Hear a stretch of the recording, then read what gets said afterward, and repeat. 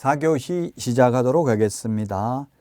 61페이지 지도 감독상 의무입니다. 양가로 1번 게시 의무가 있는데 게시 의무는 보기 쉬운 곳에 게시해야 됩니다. 보존하는 것은 보이지 않는 곳에 보존을 해도 되죠. 몇 등 했는지 등수, 보자 이런 식으로 기억을 하면 되겠습니다. 등록증 원본, 자격증 원본, 소속 공인중개사가 있는 경우 소속 공인중개사 자격증 원본도 게시해야 됩니다. 중개보수율표, 보정설정 증명서류 게시해야 됩니다. 시험에 게시해야 될 사항이 아닌 것, 시험에 출제됐던 틀린 지문이 사업자 등록증 원본, 실무교육 수료증 원본, 부동산 거래 정보망 가입 확인서 원본 이런 것은 게시할 의무가 없고요. 게시 의무 위반하면 100만 원 이하의 과태료입니다. 자, 그 다음에 2번 유사명칭 사용 금지 등입니다. 61페이지. 그 박스에 보존해야 되는 거 정리해 놓은 거는 여러분들이 기억을 비교해 놨으니까 읽어보시면 되겠고요. 2번에 동그라미 1번 공인중개사가 아닌 자는 공인중개사 또는 이와 유사한 명칭을 사용하지 못합니다. 기억해 보면 자격증이 없는 사람은 대표자를 가리키는 명칭 사용하면 안 됩니다. 사장, 회장, 소장 이런 말 쓰면 안 됩니다. 자격증 없는 사람은. 근데 저처럼 자격증은 따고 개업도 안 하고 취직은 안 했다 하더라도 제가 명함에 공인중개사, 부동산학 박사, 박용덕 이렇게 3개 다니고 있는데 불법이 아닙니다. 자격증 있는 사람은 개업을 하지 않아도 공인중개사라는 명칭을 사용할 수 있습니다. 동그라미 2번 개업공개사는 그 사무소 명칭에 공인중개사 사무소 또는 부동산 중개라는 명칭을 사용해야 됩니다. 자, 사무소 명칭 사용 의무인데 사무소 명칭은 공인중개사 사무소, 공인중개사 사무소 또는 부동산 중개라는 명칭을 사용해야 됩니다. 또는입니다. 앞에 행운공인중개사 사무소 행복부동산 중개라고 해도 상관이 없습니다. 다만 이 부칙개공은 공인중개사 사무소라는 명칭을 사용할 수 없죠. 그 다음에 5개 광고물,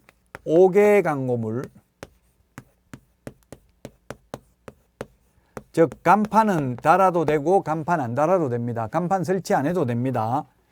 간판을 설치할 때에는 반드시 개업공인중개사 성명을 표시해야 됩니다. 성명만 표시하면 되고 등록번호는 간판에 적을 필요 없습니다.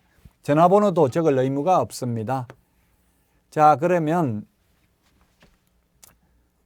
개업공개사가 아닌 자가 이 벌칙을 기억해야 되는데 개업공개사가 아닌 자가 공인중개사 사무소 또는 부동산 중개 그 밖에 이와 유사한 명칭을 사용하면 1년 이하의 징역이나 1,000만 원 이하의 벌금에 처하게 됩니다.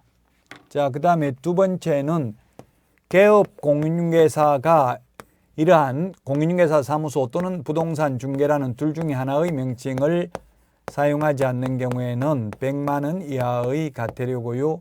그 다음에 세 번째 부칙개공, 즉 소위 중개인이 이런 공인중개사 사무소라는 명칭을 사용해도 100만 원 이하의 과태료. 그 다음에 5개 광고물에 개업공개사의 성명을 표기하지 않는 경우에도 100만 원 이하의 과태료입니다. 간판에는 간판 달아도 되고 간판 설치 안 해도 되지만 간판 설치했다면 반드시 성명은 기재해야 됩니다. 간판 실명제가 되겠습니다.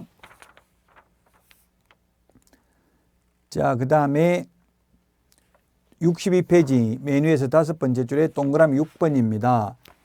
만약에 등록관청이 이런 불법 간판을 달고 있으면 철거 명령할 수 있고요. 그 철거 명령을 따르지 않는 경우에는 행정대집행법에 의해서 대집행할 수 있습니다. 행정대집행법 밑줄 치십시오. 법 이름만 기억하면 됩니다. 청문은 행정절차법, 그 다음에 과태료 이의신청은 질서 위반 행위 규제법입니다. 행정대집행법에 의해서 대집행할 수 있습니다. 자, 그 다음에 3번 중개대사물의 표시광고입니다.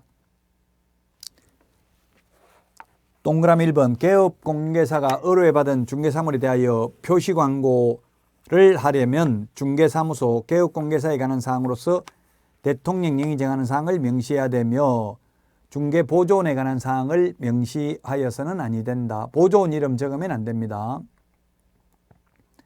동그라미 기역에 보면 등록번호가 신설됐습니다. 자, 그러면 표시광고, 광고를 할 때 표시광고 공정화에 관한 법률에 따른 표시광고 이거는 뭐냐면 임대문의, 예를 들면 우리 플랜카드 걸어놓고 임대문의 이런 거 상가 셔터 내려놓고 달아놓는 경우가 있죠. 이런 표시광고 할 때는 반드시 기재해야 되는 게 성명, 소연 등 5개, 성명, 소연 등 여친 성명이 소연이다. 뭐 이렇게 기억을 하시기 바랍니다. 등록번호를 기재하던 것이 신설됐습니다. 성명, 사무소 명칭, 사무소 소재지, 연락처를 표기해야 되고요. 자, 그 다음에 인터넷 표시 광고를 하는 경우 인터넷 표시 광고, 인터넷으로 표시 광고를 하는 거, 인터넷 표시 광고가 뭐가 있습니까? 직방, 다방, 한방, 네이버 부동산 이런 데 광고를 올리려면은 이 5가지 외에 추가로 더 필요한 게 소면 종가형입니다. 소면 종가형. 테스형이 아니라 종갓집 형님이라고요. 소가 소재지.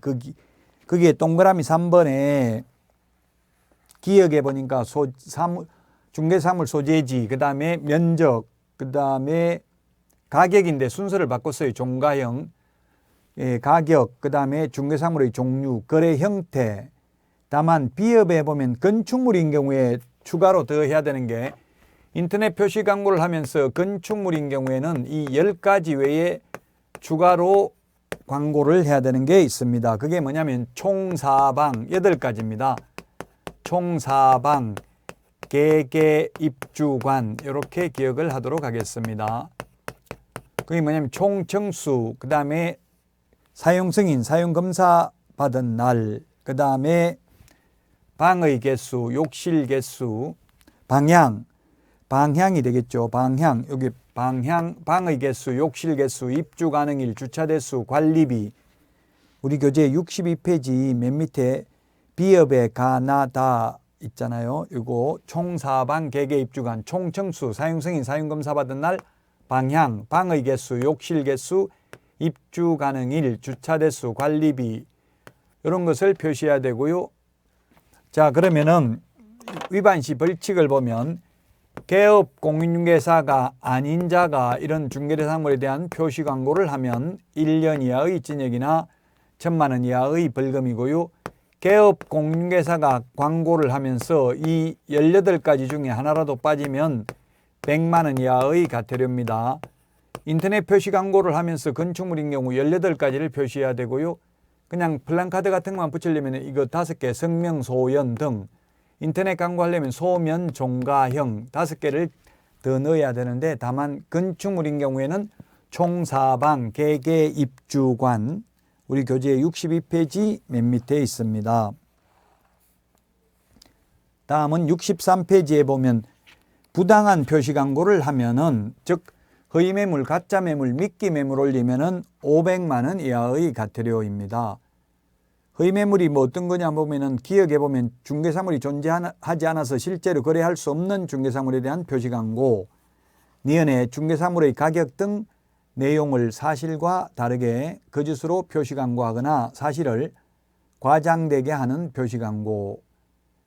디귿에 그 밖에 표시 광고 내용이 부동산 거래 질서를 해치거나 중개 의뢰인에게 피해를 줄 우려가 있는 것으로서 대통령령으로 정하는 표시 광고. 이런 부당한 표시 광고를 하면은 500만 원 이하의 과태료가 되겠습니다. 500만 원 이하의 과태료. 허위매물, 가짜매물, 미끼매물 올리는 게 되겠습니다. 500만 원 이하의 과태료입니다. 자, 그 다음에 양가로 3번 인터넷 표시광고 모니터링입니다.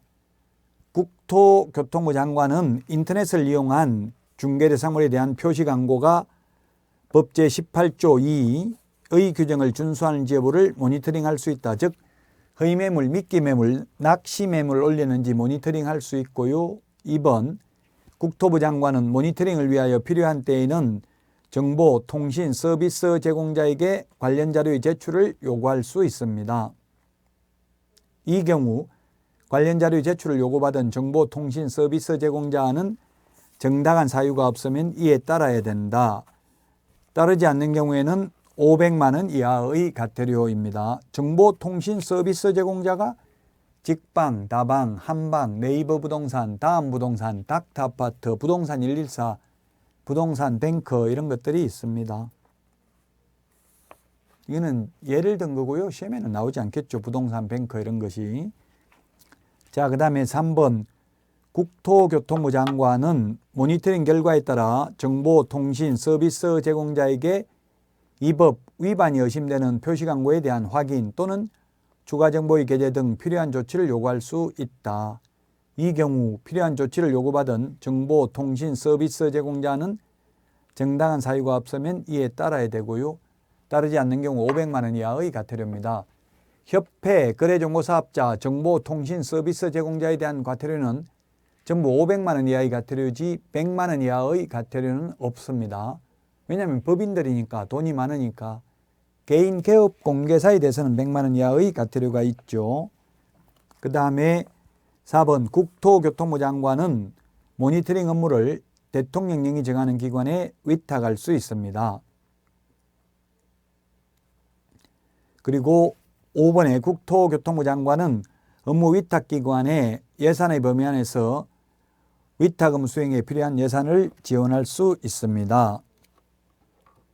그 다음에 6번 모니터링의 내용, 방법, 절차 등에 관한 사항은 국토교통부령으로 정합니다.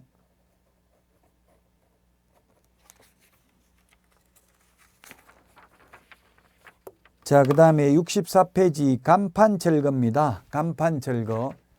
간판 철거해야 되는 거, 지체 없이 간판을 철거해야 되는 게 기역에 보니까 사무소 이전, 리언의 폐업, 그 다음에 디귿의 등록 취소입니다. 휴업이나 업무 정지는 간판 철거할 의무 없습니다. 휴업이나 업무 정지는 간판 철거하지 않는다. 그 다음에 만약에 간판 철거 명령을 했는데 따르지 않는 경우에는 행정 대집행법에 따라 대집행할 수 있습니다.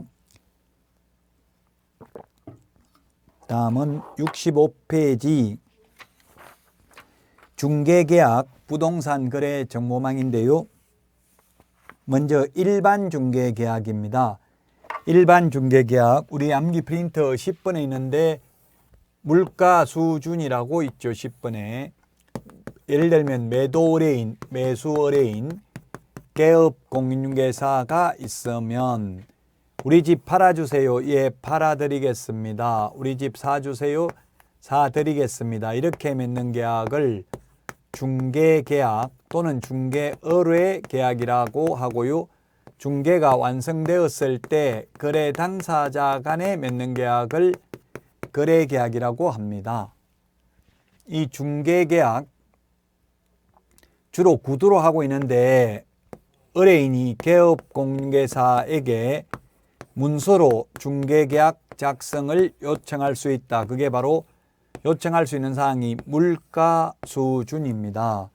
우리 교재 65페이지 박스에 보면은 중개대상 물의 위치 및 규모, 그 다음에 거래 예정 가격, 거래 예정 가격에 의한 중개보수, 의뢰인과 개업공개사가 준수하여야 할 사항, 이 네 가지 사항을 기재한 일반 중개계약서 작성을 요청할 수 있습니다. 65페이지 양가로 2번 일반 중개계약의 특징을 보면 전속 중개계약서와 개업공개사, 의뢰인, 권리 의무사항만 다를 뿐 나머지 기사항은 모두 동일하고요. 일반 중개계약서는 보존 의무가 없습니다. 전속 중개계약서는 3년 보존해야 되죠. 다만 유효기간은 원칙 3월, 예외 당사자 약정입니다. 동그라미 3번, 국토교통부 장관은 일반 중개계약의 표준이 되는 서식을 정하여 그 사용을 권장할 수 있고요. 권장할 수 있는 일반 중개계약서 법정 서식이 있습니다. 거래계약서는 법정 서식 없다고 했죠. 자, 66페이지 일반 중개계약서 서식인데요. 거기에 메뉴에 1. 을의 의무사항, 2번 갑의 권리 의무사항, 을이 개업공개사고요. 개업공개사는 중개사물의 거래가 조속히 이루어지도록 성실히 노력해야 되고요. 그 다음에 2번 갑의 권리 의무사항인데 갑은 의뢰인이죠. 방가로 1번에 갑 의뢰인은 이 일반 중개계약에도 불구하고 다른 개업공개사에게 중개를 의뢰할 수 있습니다. 그 다음에 양가로 2번, 방가로 2번 갑 의뢰인은 을개업공개사가 확인 설명 의무를 이행하는 데 협조하여야 합니다. 이 1번, 2번 갑과 을의 권리 의무사항만 뒤에 있는 전속중개계약하고 다를 뿐 전속중개계약 70페이지에 있죠. 70페이지에 있는 서식하고 66페이지 서식하고 다른 점은 1번, 2번 갑과 을의 권리 의무사항만 다르고 나머지 3번 유효기간부터 6번 그 밖의 사항, 그 다음에 나머지 모두 동일합니다. 전속중개계약서와 일반 중개계약서가 모두 동일하다. 다시 66페이지를 보면은 3번 유효기간 원칙 3월 예외 당사자 약정이 있고요. 그 다음에 4번 중개보수, 중개보수가 몇 % 얼마 지급하는 것도 기재를 하고요. 그 다음에 5번 을의 손해배상 책임, 을개업공개사가 다음 행위를 한 경우 갑 의뢰인에게 손해배상을 해야 된다. 중개보수 또는 실비를 과다 수령하면 차액을 환급해야 되고요. 그 다음 2번 확인 설명을 소리하여 의뢰인에게 재산상 피해를 발생하게 한 경우 그 손해액을 배상해야 됩니다. 손해 입힌 전액을 다 배상해야 됩니다. 보정 설정 한도 내에서 배상하는 게 아닙니다.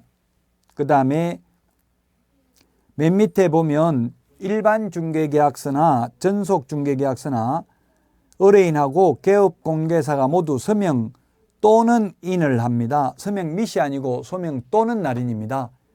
거래계약서와 확인설명서만 서명 및 날인이고 나머지는 모두 서명 또는 날인이라고 했죠. 의뢰인 보면 주소, 성명, 생년월일, 전화번호까지 기재하는 난이 있습니다. 그리고 67페이지에 보면은 권리 이전용이 있고요. 권리 취득용이 있습니다. 권리 이전용에는 소유자 및 등기 명의인, 중개사물의 표시, 권리관계, 그 다음에 거래 규제 및 공법상 제한사항, 거래 중개 의뢰 금액도 기재하도록 되어 있습니다. 권리 취득용은 매수 임차 의뢰인하고 중개계약을 하는 거죠. 이건 희망 물건의 종류, 희망 가격, 희망 지역, 희망 조건 이런 것들을 기재하도록 되어 있습니다. 일반 중개계약하고 전속 중개계약하고 차이점 1번, 2번 두 가지밖에 없습니다. 일반 중개계약서, 전속 중개계약서 모두 법정 서식이 있다. 자, 그 다음에 68페이지 전속 중개계약 별표하시고요. 전속 중개계약이 중요합니다. 전속 중개계약은 특정한 개업공개사를 정해서 그 개업공개사에게 중개를 일임하는 중개계약이 전속 중개계약인데요. 우리 중개계약의 종류에 보면 일반 중개계약, 전속 중개, 독점 중개 등이 있는데 우리 공인중개사법에 직접 명문 규정이 있는 것은 일반 중개계약하고 전속 중개계약밖에 없습니다. 미국에서는 독점 중개가 보편화되어 있는데 독점 중개를 하게 되면 일반 중개계약은 뭡니까? 이렇게 여러 개업공개사에게 경쟁적으로 중개를 의뢰하여 이 중에서 가장 먼저 거래계약을 성사시키는 개업공개사에게만 중개보수를 지급하면 됩니다. 우리 이렇게 하고 있죠. 여러 군데 팔아달라 해놓고 이 중에서 가장 먼저 거래계약을 성사시키는 개업공개사에게만 중개보수를 지급하면 되는데 전속은 전적으로 속한다. 특정한 개업공개사에 하나여 중개를 일임하는 중개계약을 전속중개계약이라고 하는데, 전속중개계약은 이제 다음 시간에 찾아뵙도록 하겠습니다. 여러분 수고 많으셨습니다.